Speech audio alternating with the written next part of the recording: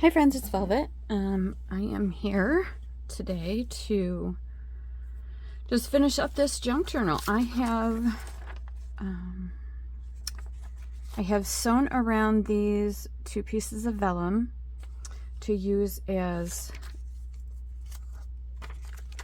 pockets for the front and back covers here. I'm just going to really quick take these long strings off. I like strings usually, but I don't really want them here. It's just a little too much. Okay. So in keeping with this, this kind of a squiggly theme here, I just did a squiggly theme on here. I honestly could not tell which side was printed on, and now that I've got this right here, I can tell. And I think I sewed this upside down. You know what? I don't really care. I'm gonna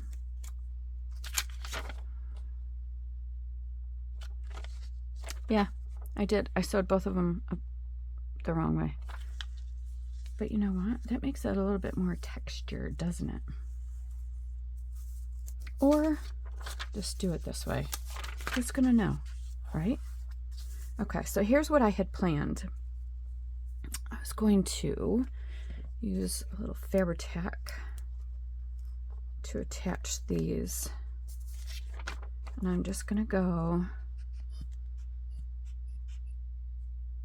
of course I'm gonna do at the top of this.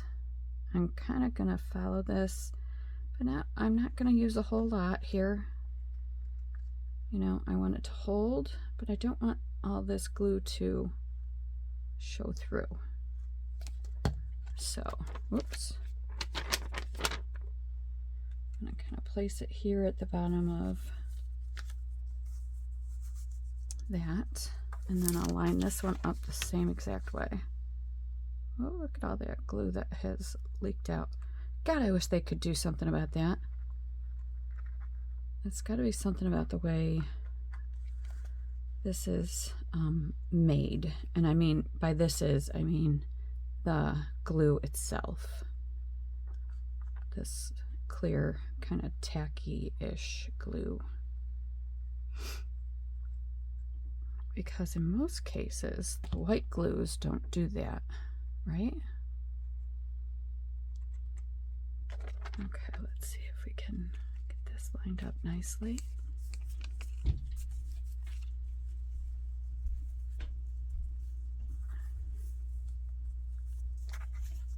Yes, I know this is a little bit higher, but once we get the signatures in, I don't think you'll be able to notice the difference. Okay, and then this is going to have to sit for a bit to make sure that that is down nicely.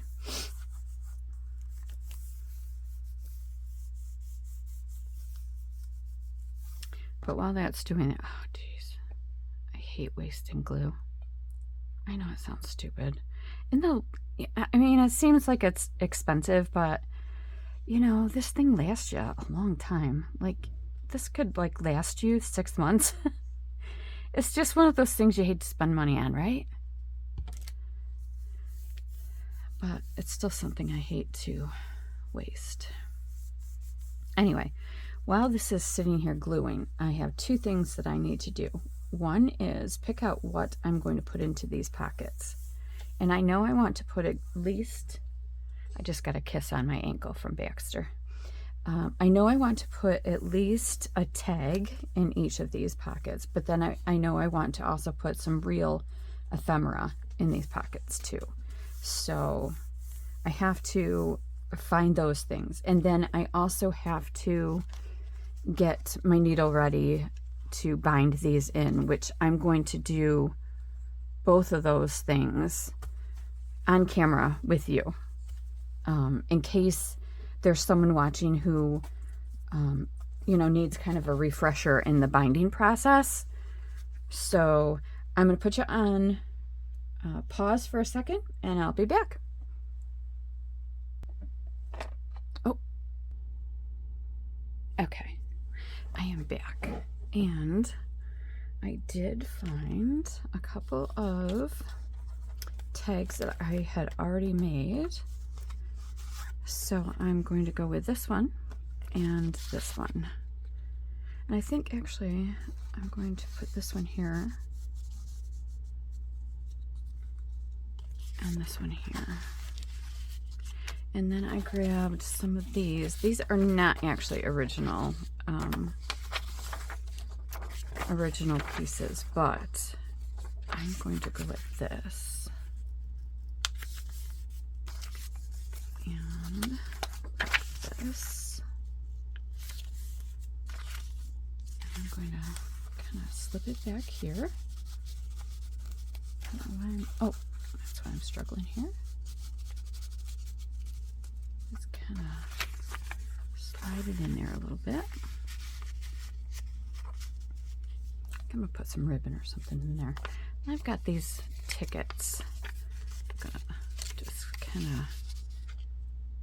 slide in there. And then I found a couple of pieces of just some writing paper.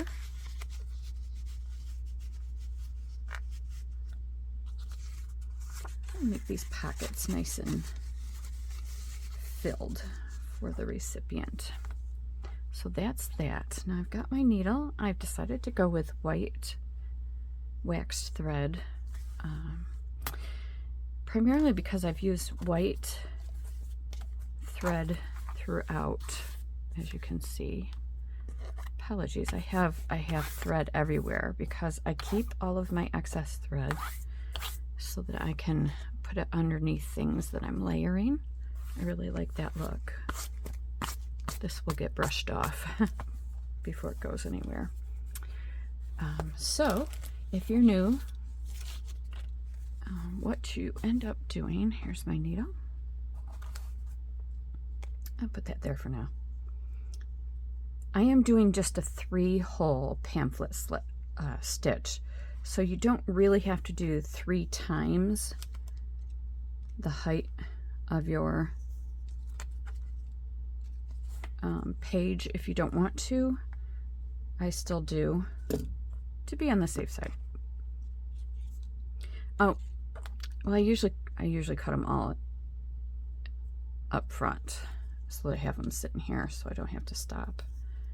It's kind of a mass thing. That's 2. I've got 3 signatures, so you want 1 for each signature.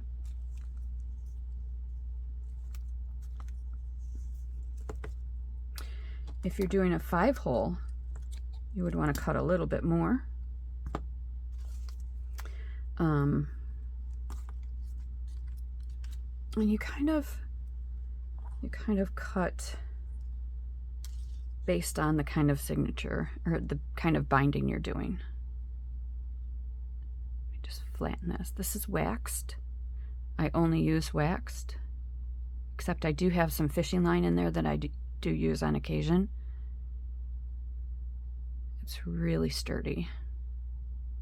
Works really well. You can't pull it too tightly because it'll rip your pages. Okay, that is ready to go. Now here's what I do. I don't really even use my, it's not in there, it's my other thing. I don't use my cradle anymore. All right, so I have already decided that this is going to be my first signature. This will be my second, and this will be my third. Now, I thought I had a different cover for this one, but I guess I do not. Okay, that's okay. All right, this is number 2. This is number 1. Okay, so what I do is I always put my second one in first. And the reason I do that is because if I screw up the placement of the second one, I can adjust by placing the first and third accordingly. So here's number 1, and here's number 3. place off to the side. So I'm going to work with number 2 right now. I'm going to find the middle. I've already done any sewing that I wanted to do in here. Now, once I find the middle, I'm going to use a couple of these clips to keep it nice and tight. One on each side. That's how I do it. Now I've taken a piece of paper that's the same size as this 8.5 by 11 piece of paper, and I folded it in half to find the middle, and then I folded it in half one more time to find the other 2 middles. So you've got 3 equidistant spots, and that's how you know where to poke your holes. So I have grabbed out, I know I did. That's my needle. I brought out my pokey tool, but I have since misplaced it. There it is. Okay. So the first thing I do is, now you can use a pencil to mark these holes if you want to. I don't typically. But what I do is I kind of close this a little bit and make my hole. And then I come back and I make this hole, also kind of closing that. And then I come back and make this hole, also kind of closing that. Okay, so now I'm going to go into my book and find the middle here.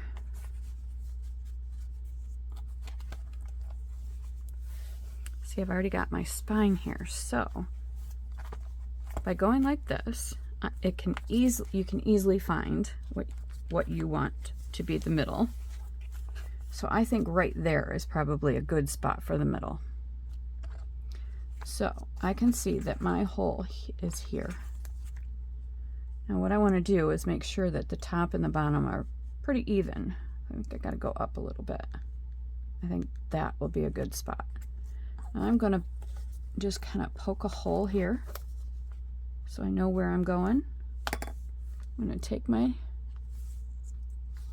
needle here and go in here, go through that hole. You need to leave a length here, okay? You're going to go through this. Should be pretty easy to get through that because you've used an awl that is thicker than this needle. Whoops, getting caught here.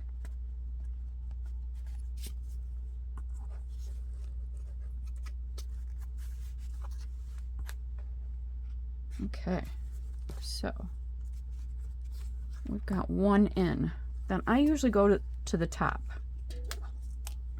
So what I will usually do is I will just make sure I will go like this and then make sure that that one's lined up, and I'll go like this. I hope I'm not blocking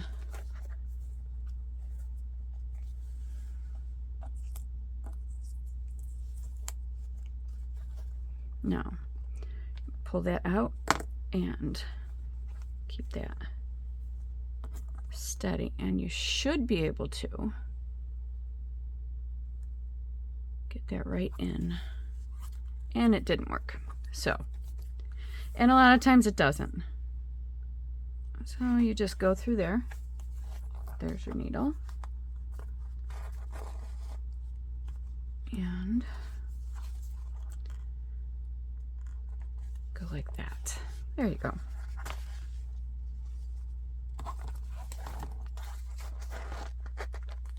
And just pull that tight. You can check on the spine. There we go. And you've still got enough left over. Now you skip the middle and go to the bottom you've already got your hole here. There we go. Sometimes if this isn't that thick, you can just use your needle to poke through. I don't usually do that though.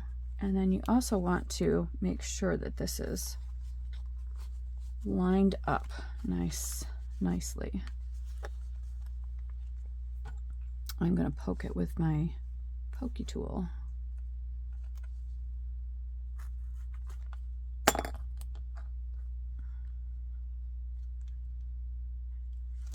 There we go. So, whoops, I may have pulled on that a little bit too tightly. Nope, we're good. Okay, now, last step of this is to feed it back through the middle without splitting this that's already in here, okay? We don't want to run this through this previous thread that's already in there. So we're going to find that hole here, come through it, and we were able to miss it. And now we want to get it through this hole without splitting that previous thread. Okay, we're not through the middle. I'll show you. This is one of my common problems. Let's see if I can find it. Let's go like this. I'll show you what I've done. See that? But you may be able to fix it just by kind of, hopefully you can see what I'm doing here. I'm just trying to feed this through. It can be a challenge or not. Let's see. Okay, we're through, but I can see that it's kind of being a pain in my butt.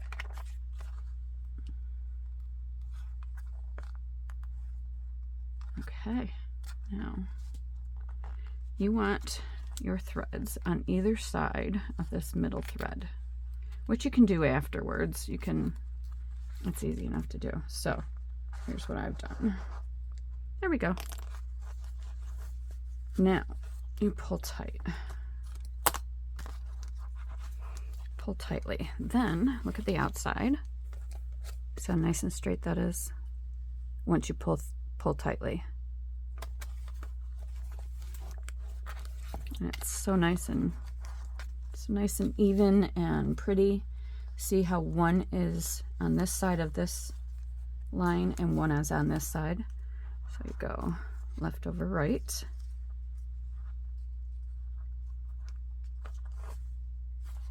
And then right over left.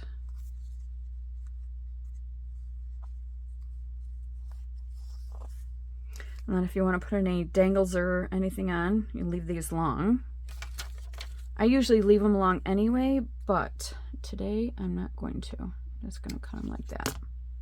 And then I leave these, even though they're waxed, they can still look kind of cool behind something. Like if you've got a flower or something and you want just some hanging threads, looks kind of cool. All right, so middle is done. And now you can go back and put your first one and your third one in. So now here's what I was talking about. We've got our middle in. Now let's just say I accidentally put it too far to the front. Here's where you can make up for that. You can put this one in a little bit further back and put this one in a little bit closer to that one. And that will make up the difference on your spine. That's why I do the middle first. You can do it any way you want. So, all right. So I won't make you sit here through all of this, but I will come back when I've got the last one just about done. Okay, I am back. I have just pulled the last thread through the third signature. Now I'm just tightening it, making sure the last, there you can see the three. Hopefully you can see that well.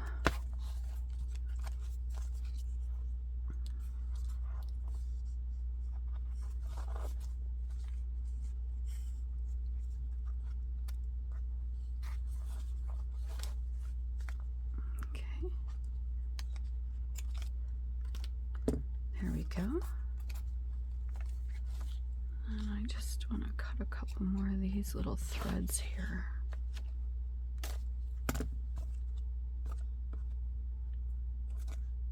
Yeah, it's okay to have a few of them. All right, so make sure I can find all of my things. So there we have, there's the cover. Get whatever that is off of there. It looks like some vellum.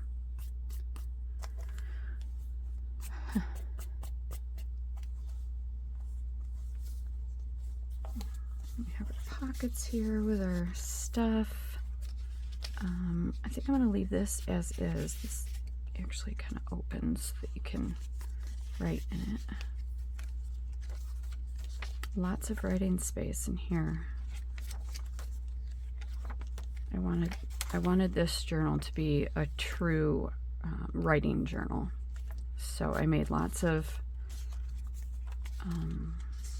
you know, like tags and things that you could write on the back of, and lots of pages that I didn't overly decorate so that there would be a lot of writing space. More like a diary, you know. And of course this is, like I said, in a previous video, this is my own kit that's available in my Etsy shop. And I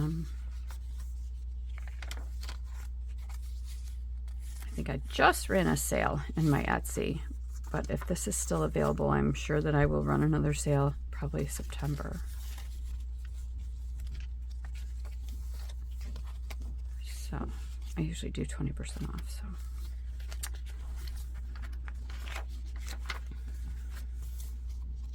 So very light decorating on this one. I just really wanted this to be something to let the kit really shine through and to give lots of space for journaling.